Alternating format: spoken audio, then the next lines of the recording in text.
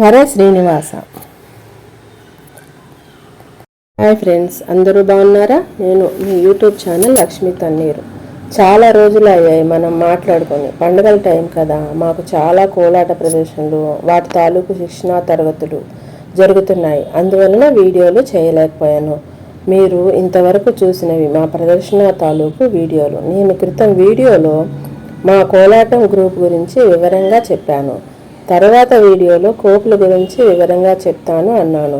కోపులు అంటే మా కోలాటం భాషలో కోలాటం యొక్క విధానానికి స్టెప్స్ ఉంటాయి కదా, వాటిని కోలాటం యొక్క కోపులు అంటారండి.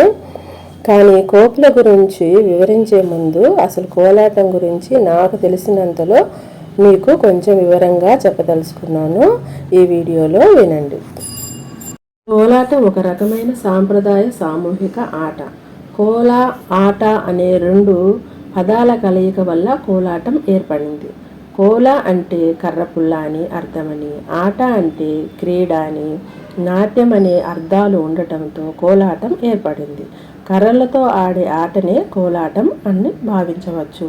కోలాటం అనేది బృందగానంతో కూడిన లలితమైన బృంద నృత్యం. బృంద నృత్యం అంటే గ్రూప్ డ్యాన్స్ అని అర్థం.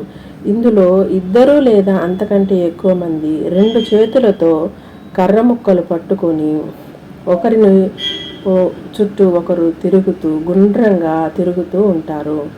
అందరూ లయానుగుణంగా అడుగులు వేస్తూ ఒకరి చేతి కర్రను వేరొకరు చేతి కర్ర ముక్కలతో తగిలిస్తూ ఆడుతూ ఉంటారు.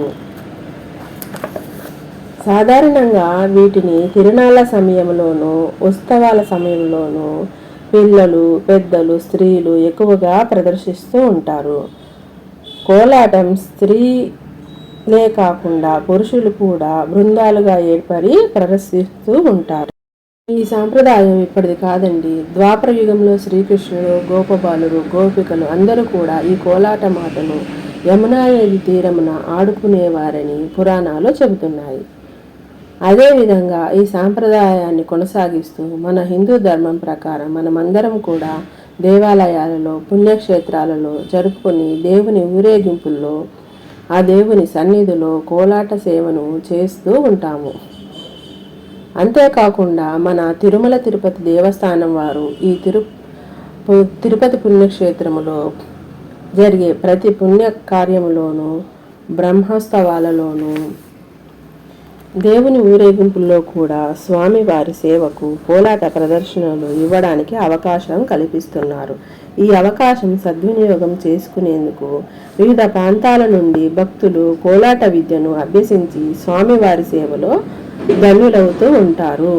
చూసారా కదా ఫ్రెండ్స్, ఈ కోలాటం వెనుక ఇంత కథ ఉంది. ముందు వీడియోలలో కోలాటంలో మేము నేర్చుకున్న కోపుల గురించి వివరంగా చెప్తాను. ఈ వీడియో ఇంతవరకు సమాప్తం. హరే శ్రీనివాస. హరే శ్రీనివాస అని నేను వీడియో మొదట్లో కూడా చెప్పాను. ఎందుకంటే మేము మా కోలాటం భాషలో ప్రతి విషయంలో కూడా హరే శ్రీనివాస అనే దేవుని తలుచుకునే ప్రతి కోలాటం వేసే ప్రదర్శనలో కూడా మేము హరే శ్రీనివాస అనే తలుచుకునే చేస్తాము. నేను అందుకే వీడియో మొదట్లో కూడా హరే శ్రీనివాస అన్నాను, చివరిలో కూడా హరే శ్రీనివాస, హరే శ్రీనివాస.